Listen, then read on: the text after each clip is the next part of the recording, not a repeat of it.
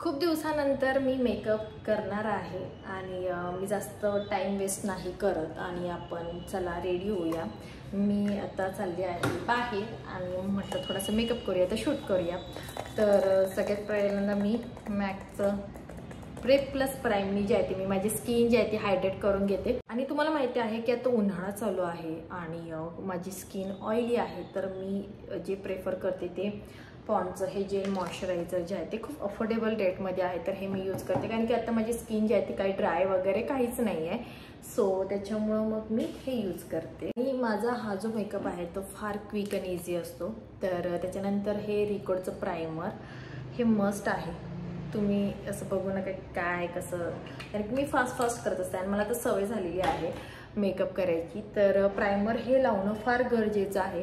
ह्याच्यामुळे काय होतं, तुमचा मेकअप जो आहे तो पॅची बनत नाही, परत इव्हन होतो आणि एक लेअर येतो तुमच्या स्किनमध्ये, जी की ती जे फाउंडेशन असतं ते तुमच्या एकदम आतल्या स्किनमध्ये जात नाही। आपण कलर करेक्शन वगैरे काही करत नाही आहे, कारण की मला नॅचरल मेकअप पाहिजे। म्हणजे माझे जे पिंपल्स वगैरे असले ते दिसले तरी चालेल, हा म्हणजे एकदम नॅचरल मेकअप आहे।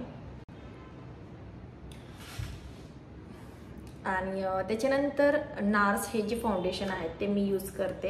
हे माझं सगळ्यात फेवरेट फाउंडेशन आहे, लाईट वेट आहे, परत माझ्या स्किन टोनला मॅच पण होते आणि ह्याचा जो शेड आहे तो पंजाब शेड आहे। तर मी असं माझ्या बोटांनी टॅप टॅप करून घेते आणि ब्युटी ब्लेंडर जे आहे ते कधी पण तुम्हाला मी सांगते की चांगल्या क्वालिटीचं घ्या आणि इथं पण थोडंसं लावून घ्या म्हणजे अनइव्हन वाटणार नाही।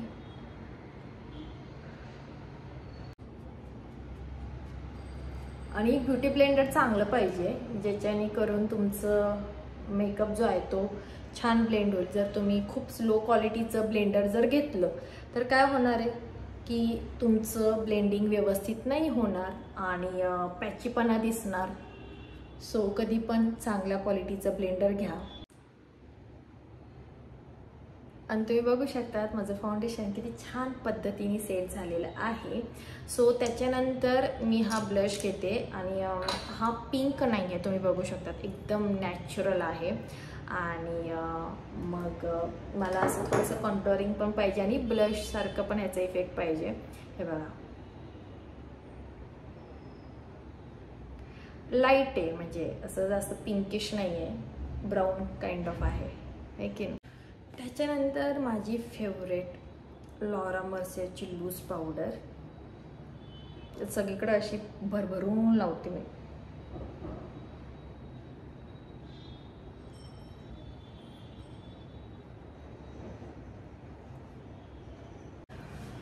त्याच्यानंतर आहे माझी ही मॅकची कॉम्पॅक्ट पावडर।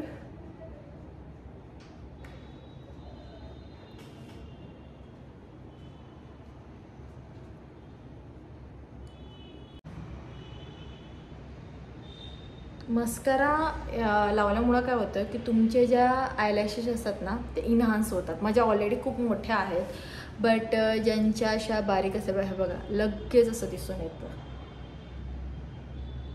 लावायची आवड नाही आहे ते स्विस ब्युटीचा हा आणि खूप अफोर्डेबल रेटमध्ये आहे। बाकीचे माझे जे प्रोडक्ट आहे ते खूप कॉस्टली आहे, पण हे खूप अफोर्डेबलमध्ये आहे। त्याच्यानंतर मी लावते काजळ फेसेस कॅनडाचं, खूप छान आहे काजळ। आणि आता उन्हाळा आहे तर मी खूप असं भरभरून नाही लावते। तर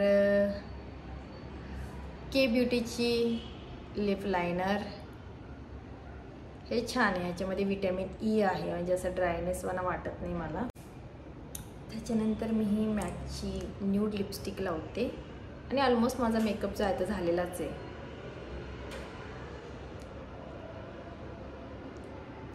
आणि ऑलमोस्ट माझा मेकअप जो आहे तो झालेला आहे। मी जास्त काही लावलेलं नाही, आय मेकअप पण असं बोल्ड केलेलं नाही। मेकअप म्हणजे असं काही नाही की तुम्हाला सगळ्याच गोष्टी करायच्या असतात। मी आज हायलायटरसुद्धा अप्लाय केलेलं नाही आहे, बट तरीसुद्धा किती नॅचरल मेकअप दिसते। आय मेकअप पण मी केलेलं नाही आहे कारण की मला जायचं आहे थोडंसं पण छान पण पाहिजे। आणि इथं बघा ब्लश तर लाईट कॉन्टोरिंगसुद्धा आपण करू शकतो।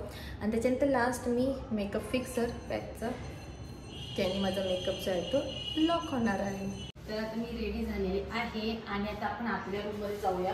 माझी एक न्यू पर्स जी आहे ती मी आता ऑनलाईन ऑर्डर केलेली आहे. ती कोणती आहे, कशी आहे, चला मी दाखवते. कारण की तुम्हाला माहिती आहे मला पर्सचं कलेक्शन करायला खूप आवडतं. तर मी आत्ताच एक न्यू पर्स घेतलेली आहे, चला दाखवते तुम्हाला. खूप छान आहे. आणि मी आता जे पर्सचं जे कलेक्शन करत आहे ते झूक ब्रँडचं करत आहे आणि तुम्ही बघू शकता किती छान पर्स आहे. आणि हे एक इंडियन ब्रँड आहे आणि त्याच पद्धतीने आपण अशा आपल्या इंडियन ब्रँडला जे आहे ते प्रमोट करायला पाहिजे. आणि तुम्ही बघू शकता ह्याचं जे डिझाईन आहे ते हँडक्राफ्टेड आहे, खूप छान आहे. आणि कोणत्याही प्राण्याला म्हणजे ॲनिमलला काही हानी न करता त्यांच्या ज्या बॅगी आहेत त्या बनवलेल्या असतात. आणि तुम्ही बघू शकता ही जी बॅग आहे तुम्ही ट्रॅव्हलिंग करताना घेऊन जाऊ शकतात. आणि ह्याच्या आतमध्ये बघा किती जास्त जागा आहे. परत इथं अजून एक कप्पा आहे, हे बघा, म्हणजे खूप छान आहे त्यांच्या बॅगीत. परत त्याच पद्धतीने इथं पण एक कप्पा आहे, म्हणजे तुम्हाला जर अजून काही सामान ठेवायचं असेल तर इथं पण तुम्ही ठेवू शकता आणि असं लॉक जे आहे ते करू शकता. आणि तुम्हाला जर झूकची ही पर्स घ्यायची असेल तर ह्याची लिंक डिस्क्रिप्शन बॉक्समध्ये दिलेली आहे, झूकच्या वेबसाईटची पण दिलेली आहे. तर तिथून जाऊन तुम्ही परचेस करू शकता. आणि हो, माझा इथं कुपन कोड आहे त्याच्यामुळे तुम्हाला अजून छान डिस्काउंट भेटेल. तर तिथून जाऊन तुम्ही परचेस करू शकता. सो चला आता मी बाहेर चाललेले आहे. आणि तुम्हाला माझी पर्स कशी वाटते मला कमेंट सेक्शनमध्ये जरूर कळवा. आणि जर तुम्हाला माझं बॅगीचं कलेक्शन जर पाहायचं असेल ना तर डिस्क्रिप्शन बॉक्स कमेंट सेक्शनमध्ये ना मला लिहा की तुझं बॅगिंगचं कलेक्शन आम्हाला पाहायचं आहे. आणि मोस्टली आता माझ्याकडे झूकच्या बॅगी जास्त झालेल्या आहेत. सो चला आता आपण जाऊया बाहेर फिरायला.